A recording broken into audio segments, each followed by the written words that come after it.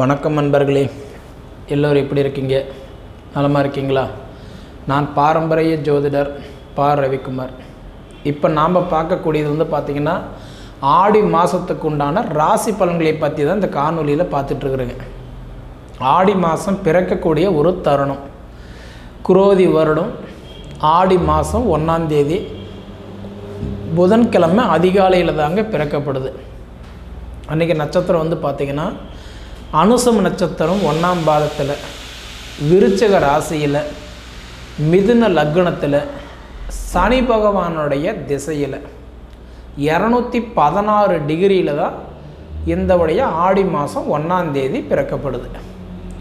அப்படி பிறக்கக்கூடிய இந்த ஒரு காலகட்டத்தில் பார்த்திங்க அப்படின்னா 4வது ராசியான கடக ராசிக்கு இந்த ஆடி மாதம் என்னென்ன மாற்றங்களை கொடுக்க போகிறாரு, இப்போ அதை பற்றி தான் இந்த காணொலியில் இப்போ நம்ம பார்க்க போகிறோங்க.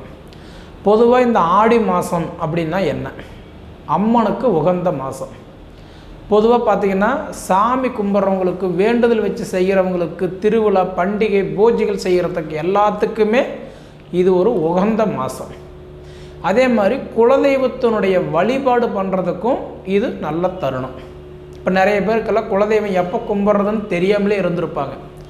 நிறைய பேருக்கு குலதெய்வமே தெரியாமல் கூட இருந்திருப்பாங்க. ஆனால் குலதெய்வம் எதுன்னு தெரிஞ்சு அதே மாதிரி குலதெய்வத்தை கும்பிட்றதுக்கு அருமையான ஒரு தருணம் இந்த ஆடி மாதம். இந்த ஆடி மாதம் 18 தேதி வரைக்கும் போர்க்களம். அந்த போர்க்களன்றது போராட்டம்னு சொல்லுவாங்க. அந்த ஆடி 18க்கு மேலே 31 தேதி வரைக்கும் பார்த்திங்கன்னா உங்கள் குலதெய்வத்தை கும்பிட்றதுக்கு அருமையான ஒரு தருணம். குலதெய்வத்தை கும்பிடுங்க, இந்த ஆடி மாதத்தில் கும்பிடுங்க, நிச்சயம் உங்களுக்கு நல்ல செய்தி உங்கள் காதுக்கு வரும். சரிங்களா? நமக்கு ஆண்டவன் 1000 வருஷம் கொடுக்கல. ஆண்டவன் 1000 வருஷம் கொடுத்துருந்தா 950 வருஷம் போடா, எனக்கு வேண்டாம், நான் ஒரு 50 வருஷம் வாழ்ந்தால் போதுங்களா. ஆனால் இன்றைக்கி காலம் அப்படி இல்லை. 4 நாள் வாழ்ந்தால் கூட நல்லா வாழணும். அரகரன்றவன் அவதி வைக்க போகிறதில்ல, எலவுக்குறம் தாலி இருக்க போகிறதில்ல. சொல்கிறவங்க காப்பாற்ற போகிறாங்களா? வசதியாக இருந்தோம்னா என்ன சொல்லுவாங்க? தூரத்தை சொந்தம் கூட அவங்க என் சொந்தக்காரன்னு பெருமையாக சொல்லிக்குவாங்க. ஆனால் வசதி இல்லை, கஷ்டப்பட்டிங்கன்னா கூட போகிற அந்த அண்ணன்மை பக்கத்துலேயே இருந்தால் கூட அவன் யாருன்னு எனக்கு தெரியாதுன்னு சொல்லிடுவாங்க. அந்த மாதிரி காலம் இது. குலதெய்வத்தை கும்பிடுங்க. இந்த ஆடி மாதத்தில் குலதெய்வம் வணங்குறவங்களுக்கு நிச்சயமாக நல்லது நடக்கும். அதே மாதிரி பார்த்திங்க அப்படின்னா பங்காளிகள் எல்லாம் சேர்ந்து 3 தரகட்டுடைய பங்காளிகள் சேர்ந்து குலதெய்வத்தை கும்பிட்றவங்களுக்கெல்லாம் பார்த்திங்கன்னா பூர்வ ஜென்ம கர்மாக்கள், வர்க்க தோஷம், பித்ருக்கள் தோஷம், இது எல்லாமே ஓரளவுக்கு தீரும் அப்படின்றதுல மாற்றமே கிடையாது. அதுபோல் பார்த்திங்க அப்படின்னா இப்போ நிறைய பேருக்கெல்லாம் பார்த்திங்க அப்படின்னா எடுத்த உடனே எனக்கு கடகராசி, என் கடகராசிக்கு பொது பலன் எப்படி இருக்குன்னு கேட்பாங்க. ஆனால் பொது பலன் அப்படின்றது லட்சக்கணக்கான இல்லை, கோடிக்கணக்கான பேர் இருக்கிறாங்க இந்த கடகராசியில் பிறந்தவங்களுக்கு. ஒரே வார்த்தையிலேயே நம்ம நல்லா இருக்குது, நல்லா இல்லை அப்படின்னு சொல்லிட முடியாதுங்க. காரணம் என்னென்னா கடக ராசின்றது ஒன்று தான். அந்த ராசிக்கு அதிபதின்ற ஒரு தான். கடகராசிக்கு அதிபதி யார்? சந்திர பகவான். சந்திரன் யார் அப்படின்னு பார்த்தீங்கன்னா நவகிரகத்திலேயே தேவதை யாருன்னு பார்த்தீங்கன்னா சந்திரன் தான். அப்படி பார்த்தீங்க அப்படின்னா இந்த கடகராசியில் பிறந்தவங்க கண்டிப்பாக பார்த்தீங்கன்னா எப்பயுமே அழகாக இருப்பீங்க, கலைமுகமாக இருப்பீங்க, லட்சுமி கடாசனமாக இருப்பீங்க, தெய்வக்கூடிய அம்சம் குணமுள்ளவங்களாக தான் இருப்பீங்க. ஏன்னா கடகராசிக்கு அதிபதி சந்திரன் தேவதை. நிறைய பேர் சொல்லுவாங்க கருப்பாக இருந்தாலும் கலைமுகமாக தான் இருக்கிறாங்க அப்படின்ற மாதிரி. கடகராசியில் பிறந்தவங்க நிச்சயமாக கலைமுகமாக தான் இருப்பீங்க. அப்படி இருக்கிறவங்களுக்கு ஒரு வெள்ளை சட்டையில் பட்ட ஒரு கரும் புள்ளிமாக இருக்கிற ஒரே ஒரு விஷயம் என்னென்னா அஷ்டமத்து சனி. கிட்டத்தட்ட அந்த அஷ்டமத்து சனின்றது ஒரு 1.5 வருஷமாக பார்த்தீங்கன்னா உங்களுக்கு வாட்டி வதச்சிக்கிட்டு இருக்குதுன்னு சொல்லுவேன்.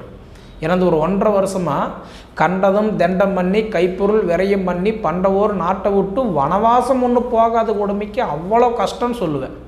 ஏன்னா அந்த 1.5 வருஷமாக பார்த்தீங்கன்னா தொழிலில் ஒரு முன்னேற்றம் இல்லை, கடன் சுமைகள் அதிகமாக இருக்குது, கல்வியில் நல்ல மாற்றம் தெரியல, குடும்பத்துக்குள்ளார கணவனும் மனைவியும் உட்காந்து யோசித்து ஒன்றுமே பண்ண முடியாத நிலமையில தான் இருக்கிறீங்க. பெரியவங்க சொல்லுவாங்க தேனெல்லாம் பூசி தெருவெல்லாம் உருண்டனாலும் ஒற்றை மண்ணு தான் ஒட்டும் அப்படின்ற மாதிரி. இந்த கிட்டத்தட்ட பார்த்தீங்கன்னா 1.5 வருஷ காலமாக ரொம்ப போராட்டமான நேரம். சரி, இந்த ஆடி மாதமாவது நமக்கு நல்லா இருக்குமா அப்படின்ற ஒரு ஏக்கம் உங்கள் மனசுக்குள்ளார இருக்க தான் செய்யுதுங்க. அப்படி இருக்கும்போது கடகராசிக்கு நான் முன்னே சொன்ன மாதிரி கடகராசிக்கு அதிபதி சந்திரன் ஒருவராக இருந்தாலும் ஆனால் 3 நட்சத்திரங்களும் 9 பாதங்களும் அடங்கானது தான் ஒரு ராசி. அப்போ இந்த கடகராசிக்கு வரக்கூடிய நட்சத்திரங்கள் முதல்ல என்னென்ன அப்படின்னு பார்த்தீங்க அப்படின்னா, புனர்பூச நட்சத்திரம், அதாவதுன்றது வந்து 4ஆம் பாதத்தில் பிறந்தவங்களுக்கு இன்றைக்கி அதிபதி யாருன்னா குரு பகவான். பொதுவாக இந்த புனர்பூச நட்சத்திரம் யாருடைய நட்சத்திரம்னா குருவுடைய நட்சத்திரம். குரு வந்து யார் அப்படின்னு பார்த்தீங்கன்னா, நவகிரகத்திலேயே ராஜா யாருன்னா குரு தான். அதுக்கு தான் சொல்லுவாங்க, குரு கொடுப்பார் எவர் தடுப்பார். குரு கொடுக்கறது யாராலையுமே தடுக்க முடியாது. அப்படி பார்த்தீங்கன்னா இன்றைக்கி வந்து பார்த்திங்கன்னா, இன்றைக்கி புனர்பூச நட்சத்திரத்தில் பிறந்தவங்களுக்கு அதிபதி குரு பகவான். அந்த குரு பகவான் இப்போ உங்களுக்கு எங்கே இருக்கிறாரு? உங்கள் ராசிக்கு 11ஆம் இடத்துல இருக்கிறாரு. அருமையான இடத்துல இருக்கிறாரு. 11ஆம் இடம்ன்றது லாபஸ்தானம், பணம் வர வேண்டிய இடம், மண்ணு மனை அமைக்க வேண்டிய இடம், வீடு வாசல் கட்ட வேண்டிய இடம், தொழில் ப்ரமோஷன், சம்பள உயர்வு, இதெல்லாமே கொடுக்கக்கூடிய இடத்துல இருக்கிறாரு உங்களுக்கு குரு பகவான். அப்போ புனர்பூச நட்சத்திரத்தில் பிறந்தவங்களுக்கு குரு அருமையான இடத்துல இருக்கிறாரு. அப்போ அந்த புனர்பூச நட்சத்திரக்காரங்களுக்கு சூப்பராக இருக்குதுன்னு நம்ம சொல்லலாம்.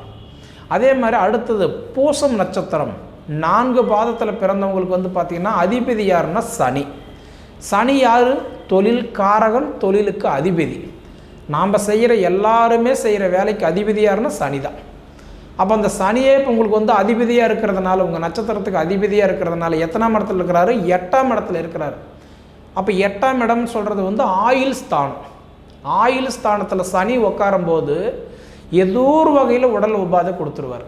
கை கால் வலிக்குது, ஸ்கின் பிரச்சனை இருக்குது, கண் பிரச்சனை இருக்குது, நரம்பு பிரச்சனை இருக்குது, ஏதோ ஒன்று போனால் ஒன்று வந்துடுதுங்க அப்படின்னு சொல்கிற இடத்துல அந்த சனி இருக்கிறார். ஆனால் 8 சனி இருந்தால் வீடு வாசல் கட்டலாம், மாற்றி அமைக்கலாம், சொத்து சோகம் கிரையும் பண்ணலாம். அந்த இடத்துல உங்களுக்கு சனி இருக்கிறாரு, நன்மை தான். அதே மாதிரி ஆயிலி நட்சத்திரம் 4 பாதங்களுக்கு அதிபதி யாருன்னா புதன். பொதுவாக புதன் பகவான் யார் அப்படின்னா, இந்த ஆயக்கலைகள் 64 கற்றவர் யாருன்னா புதன் தான். அப்போ ஆயக்கலைகள் 64 கலை கற்றவர் எவ்வளோ புத்திசாலித்தனமாக இருப்பார், எவ்வளோ திறமசாலியாக இருப்பார், எவ்வளோ அறிவாளியாக இருப்பார். அப்போ இந்த ஆயிலி நட்சத்திரத்தில் பிறந்தவங்களுக்கு புதன் அதிபதியாக இருக்கும்போது உங்கள் மைண்டு நிறைய வேலை செய்யும். முன்னை விட இப்போ நிறைய ப்ரெஷர் அதிகமாக இருக்கும்.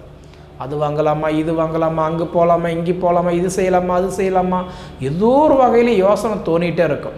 அந்த மாதிரி இந்த 3 நட்சத்திரத்துக்கும் பார்த்திங்கன்னா அதிபதிகள் வெவ்வேறு பலன்கள் இப்போ நான் சொன்னேன். அப்படி பார்த்திங்கன்னா இது எல்லாத்துக்கும் எடுத்த உடனே ராசிக்கு மட்டும் ஒன்றா பலன் சொல்லிட முடியாது இல்லையா? அப்படி இருக்கும்போது இந்த 3 நட்சத்திரங்களும் 9 பாதங்கள் அடங்கின ஒரே ராசி இருந்து பார்த்தீங்கன்னா இந்தவுடைய ராசி கடகராசி. கடகராசிக்கு அதிபதி சந்திர பகவான். இந்த சந்திர பகவானுடைய வீட்டில் வந்து பார்த்தீங்க அப்படின்னா யாராக இருக்கிறாங்க? சூரியன் பகையாக இருக்கிறாரு. சூரியன் பகையாக இருக்கும்போது என்ன பண்ணுவார்? தேவையில்லாத மனசங்கடத்தை கொண்டு வந்து கொடுத்துருவார். ஜாதகருக்கு தந்தைக்கு கொண்டு வந்து கொடுத்துருவார். அதே மாதிரி சுக்கிரன் வந்து பார்த்திங்கன்னா அதே 1ஆம் இடத்துலையே இருக்கிறார். கடகராசியிலே சுக்கிரன் இருக்கிறாரு, சூரியன் இருக்கிறாரு, புதன் இருக்கிறாரு. அப்படி பார்த்திங்கன்னா இந்த 3 கிரகங்களும் இந்த கடக ராசியில் இருக்கும்போது சூரியனால் அப்பா கடன், அதாவது கொஞ்சம் சங்கடங்கள் கொடுத்துருவார். சுக்கிரன்றது கோச்சரத்தில் மனைவி. தேவையில்லாத இன்றைக்கி இந்த ஆடி மாதத்தில் கொஞ்சம் போராட்டம், சும்மா எது எடுத்தாலும் சண்டை தான். நல்லதே பேசினா கூட பொல்லாப்பு. ஆடி 18 வரைக்கும் கொஞ்சம் பொறுத்து போங்க, கண்டிப்பாக நல்லது. ஏன்னா சின்ன விரிசல் கூட பெருசாகலாம். அதே மாதிரி ஏன்னா சூரியனும் பகையாக இருக்கிறாரு, சுக்கிரனும் பகையாக இருக்கிறாரு. அப்போ அதே மாதிரி ஜாதகருக்கும் தந்தைக்கும் சரியில்லை, ஜாதகருக்கும் மனைவிக்கும் சரியில்லை. அப்போ அதே மாதிரி பார்த்திங்கன்னா மனைவிக்கு தந்தைக்கு கூட சின்ன சின்ன போராட்டங்கள் வரலாம். அதே புதன் நட்பு கிரகமாக இருக்கிறதுனால பார்த்திங்க அப்படின்னா ஏதோ ஒரு சூழ்நிலையில் கையில் 4 காசு நிற்கும். ஆனால் 4 காசு சேர்ந்துட்டிங்க அப்படின்னா அது வாங்கலாமா, இது வாங்கலாமா, அப்படி செய்யலாமா, இப்படி செய்யலான்றது யோசனை அதிகமாக இருக்குமே தவிர கறக்கிறது காப்படி உதைக்கிறது பல்லு போகிற மாதிரி. ஆக மொத்தம் பார்த்திங்கன்னா இந்த உடைய கடகராசியில் பிறந்தவங்களுக்கு நான் முன்னே சொன்ன மாதிரி ஒரு வெள்ளை சட்டையில் பட்ட ஒரு கரும் புள்ளி மாதிரி இருக்கிறது என்னென்னா இந்த அஷ்டமத்து சனி. அஷ்டமத்து சனியில் நஷ்டங்களை பண்ணிட்டு போயிடுவான்றது ஐதீகம். பொதுவாக இந்த அஷ்டமத்து சனி இருக்கிறதுனால நான் சொல்கிற மாதிரி விரதம் பிடிங்க. எள் தீபம் விளக்க பொறுத்துங்க.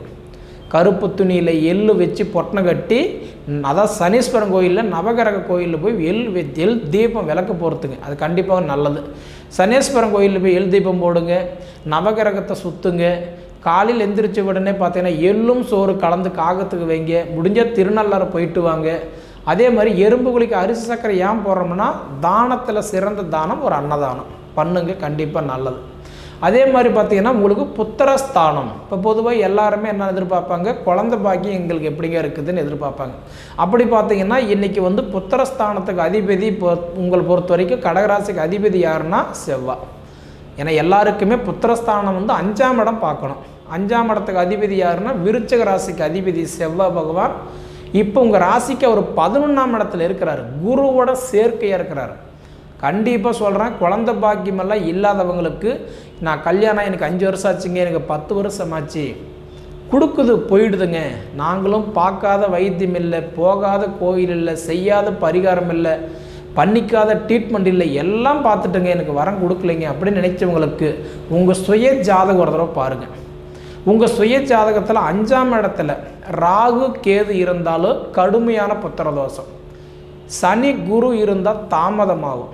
அப்போ உங்களுக்கு 5ஆம் இடம் நல்லா இருக்கா? அப்போ அந்த 5ஆம் இடம் நல்லா இருந்துச்சு அப்படின்னா நிச்சயமாக இந்த மாதம் உங்களுக்கு குழந்தை பாக்கியம் கண்டிப்பாக கொடுத்துருவார். சரிங்களா? அதே மாதிரி வந்து பார்த்தீங்கன்னா மாங்கிலி ஸ்தானத்துக்கு அதிபதி யாருன்னா சனி. பொதுவாக பார்த்தீங்கன்னா 7ஆம் இடம், மாங்கிலி ஸ்தானத்துக்கு அதிபதி 7ஆம் இடம். அந்த 7ஆம் இடத்துக்கு அதிபதி யார்? சனி. இப்போ சனி வந்து அவர் சொந்த வீட்டில் வந்து பார்த்தீங்கன்னா அவர் ஆட்சியாக இருக்கிறார். மகர ராசிக்கும் கும்பராசிக்கு அதிபதி சனி பகவான். இப்போ உங்களுக்கு வந்து கலஸ்தரஸ்தானத்துக்கு அதிபதி மகர ராசி, மகர ராசிக்கு அதிபதி சனி. இப்போ கும்பத்தில் ஆட்சியாக இருக்கும்போது 7.5 சனி இல்லைங்களா, 7.5 சனியில் ஜென்மச்சனியாகவே இருக்கிறார்.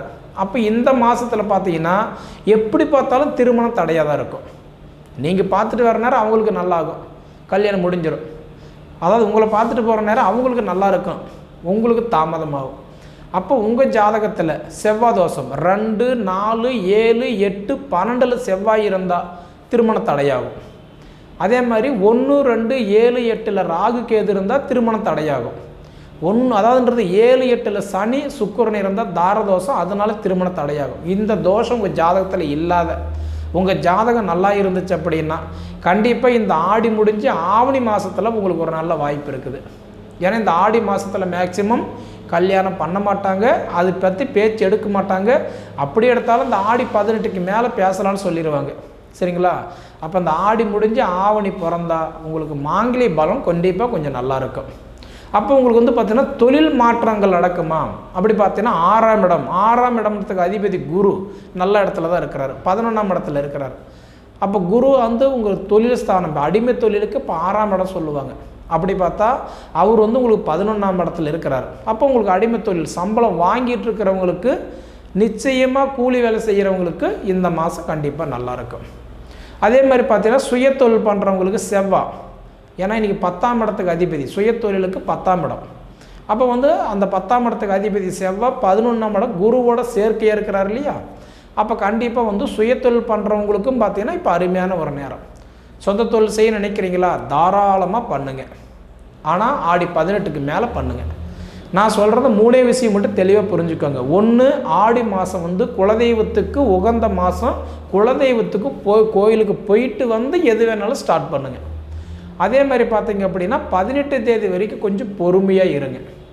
அதே மாதிரி அந்த கடகராசிக்காரங்களுக்கு அஷ்டமத்து சனி நடக்கிறதுனால எது செஞ்சுற மாதிரி இருந்தாலும் தனிச்சு பண்ணுங்கள். கொள்ளைக்கு போனால் கூட கூட்டு வேண்டாம். சரிங்களா? இருந்தாலும் ஆடி 18 முடியட்டும். ஆடி 18க்கு மேலே நீங்கள் எந்த முயற்சி வேணாலும் எடுங்க. அதை விட உங்கள் சுய ஜாதகத்தை பார்த்துட்டு செய்யுங்க. கண்டிப்பாக உங்களுக்கு நல்ல ஒரு மாற்றத்தை கண்டிப்பாக கொடுப்பார். சரிங்களா? சரி நேயர்களே, இதுக்கு முன்னாடி நம்ம ஃபீனிக்ஸ் ஆன்மீக சேனலை சப்ஸ்கிரைப் பண்ணாதவங்க சப்ஸ்கிரைப் பண்ணிக்கோங்க, உங்கள் நண்பர்களுக்கு ஷேர் பண்ணுங்கள். இது தவிர உங்களோட பொன்னான நேரத்தை ஒதுக்கி இவ்வளோ நேரம் என்னுடைய காணொலி நீங்கள் முழுமையாக பார்த்ததுனால மனசிலிருந்து கேட்டுக்கிறேன். நன்றிங்க.